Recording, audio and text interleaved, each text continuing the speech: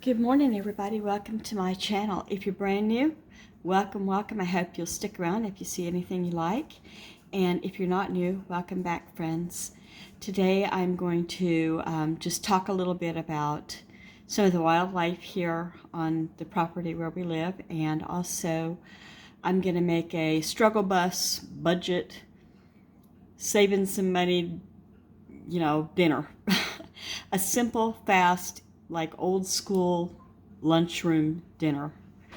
And let's see, what else am I going to talk about? I can't remember. Thank you for stopping by, and let's take a look.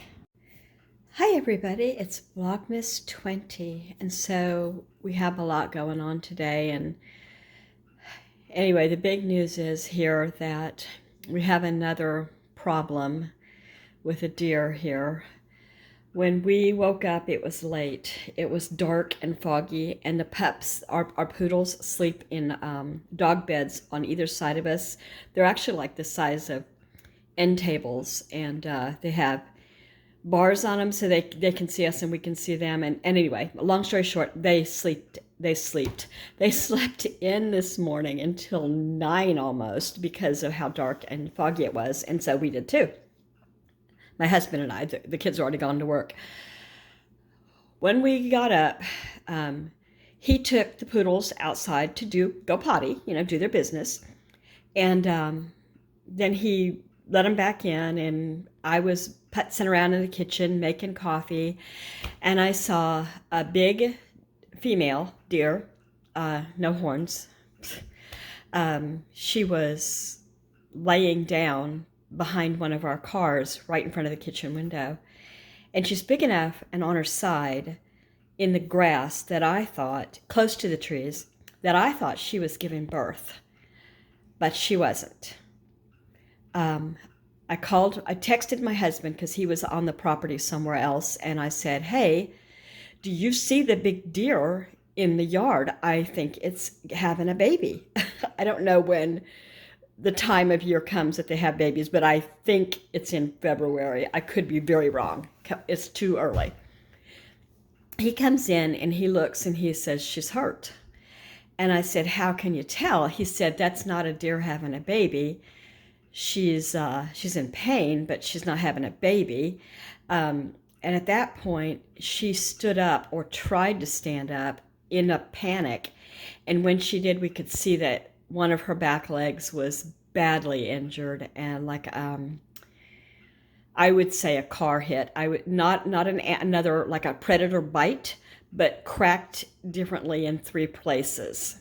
Too much information. Again, I'm sorry.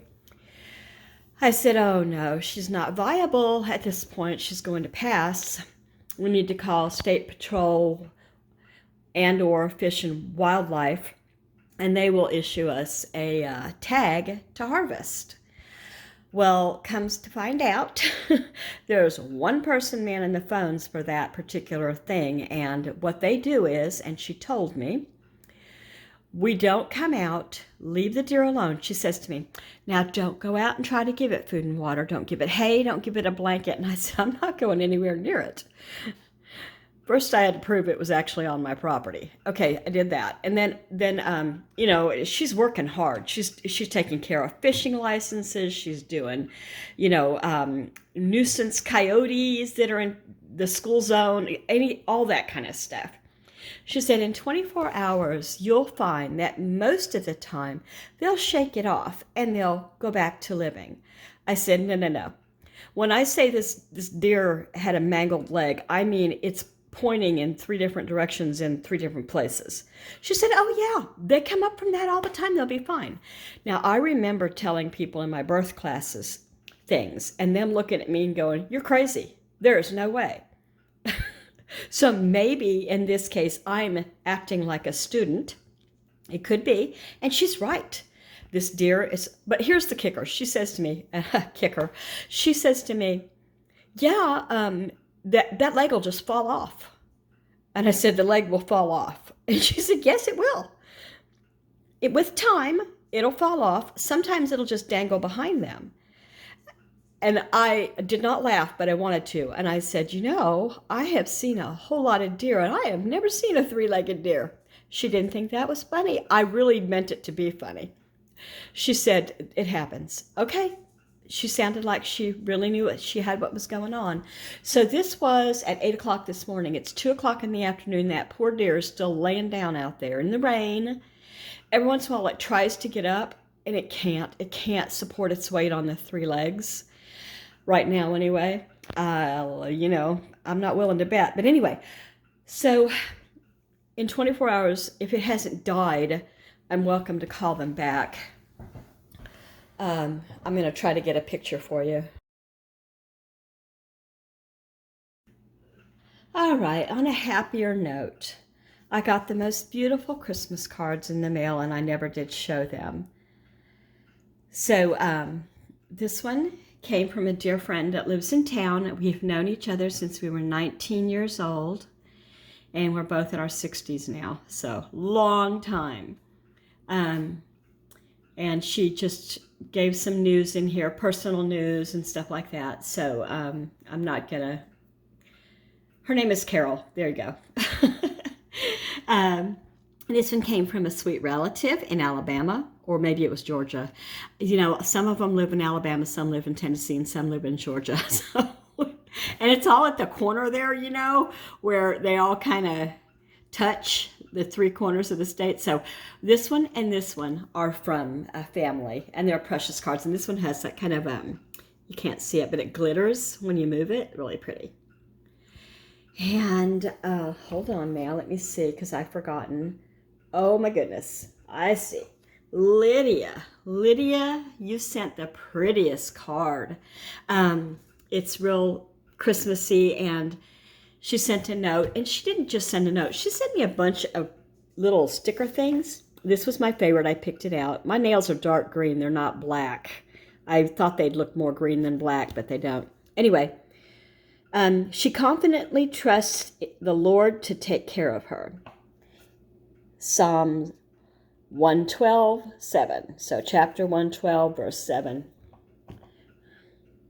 Really pretty. And she wrote a long, sweet note in there.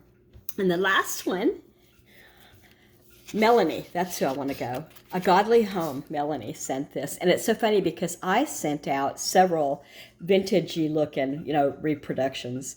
And I love these too. They're my favorite thing. So I thank you all. I think this is beautiful. I'm putting them up for display because that's what I do. I used to have some pretty string and some little tiny red and white clothespins, like little tiny ones for cards. I don't know what I ever did with them. I need more. Or some other kind of card display. And okay, over here, it's actually almost 2 o'clock now.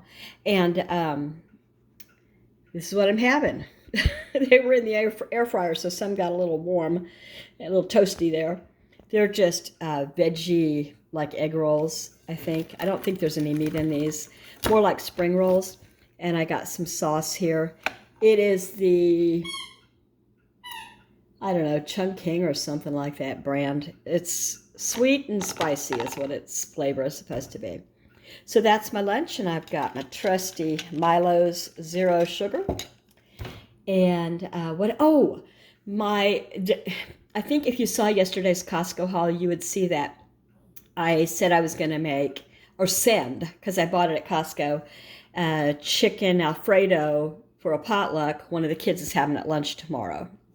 So he comes home and he says, oh, somebody else is bringing that. You make macaroni and cheese. I said, all right. I really didn't want to, but I said, all right, you know.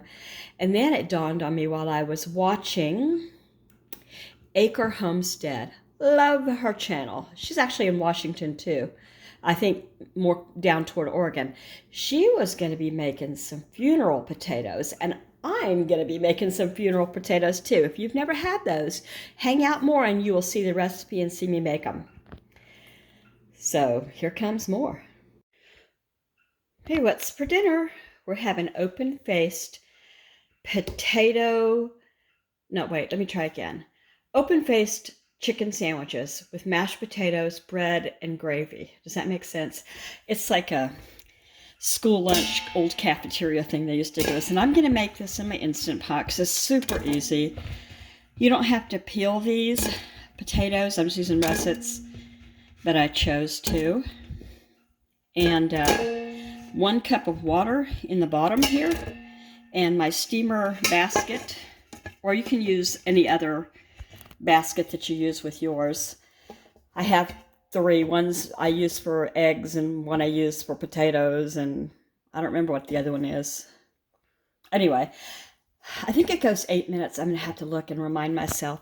So all I have to do is mash these, warm some gravy, and warm that chicken that came from Costco yesterday. I picked it all off the bone and saved the carcasses and stuff for broth, but it's going to be a quick dinner. There we go, 8 minutes. And that basket will make it so they're not soggy. You know, pull out the basket when it's done, and I won't have to drain the water off. I'll just put the potatoes in a bowl, whip them with some butter and salt, and sometimes I use a little sour cream until they're nice and mashed. All right, so I have here what's left of the rotisserie chicken, which is a lot, really. I'm going to put it in the freezer because they're not going to want it. They had it yesterday and they had it today, or will have it today for dinner. So I'll save it for another meal, for another time. And so I put what I wanted for dinner for these open-faced chicken sandwiches. I put in gravy, salt, pepper, garlic, and onion, and some beautiful white bread, because you can't use good bread for these. You just lay out a piece of bread on a plate. This is the white Great Value. And then you put on your mashed potatoes on top of that white bread. And then you put on your chicken and gravy on top of your mashed potatoes. You like put a well in your mashed potatoes. And there you have it. And if you're feeling really carby, you can serve it with corn. Let me show you those mashed potatoes. They're getting there done.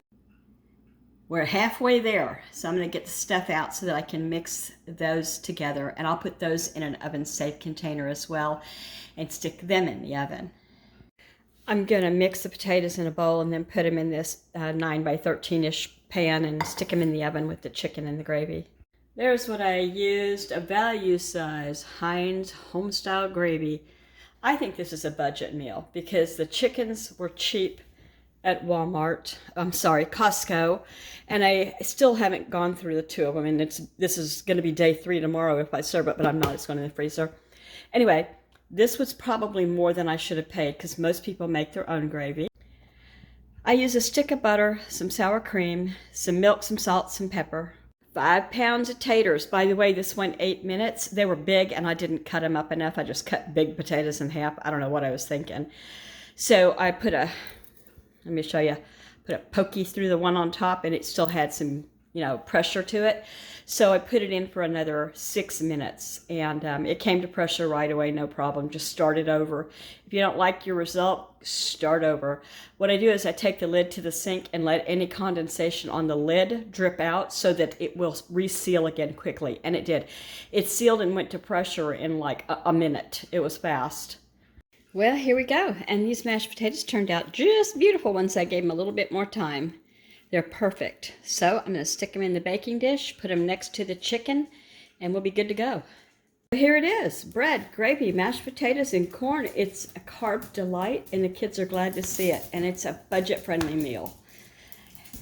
Okay, if you like what you saw, what you like, I hope you'll consider making a comment, subscribing, giving me a thumbs up. I love to meet new people. Take care, everybody, and see you tomorrow morning.